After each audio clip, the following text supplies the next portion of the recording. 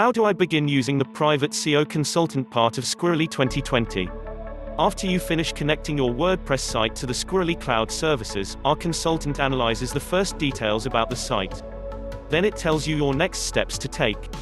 Be sure to read all the information from daily SEO goals and also click on Show Me How.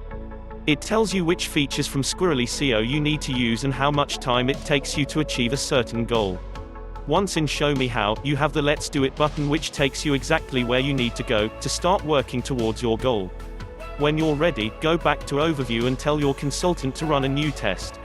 Then, the consultant will be able to tell you if you've managed to complete the goal or not.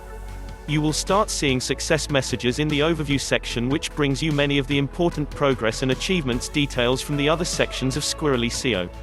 You will know how well you keep improving your website. Your brand new consultant prepares the goals that will be easiest for you to achieve and make the biggest impact on your rankings. Being a professional consultant, which has studied over 600,000 websites, it is more experienced than most of its human counterparts. So you should really heed the advice from your non-human SEO consultant.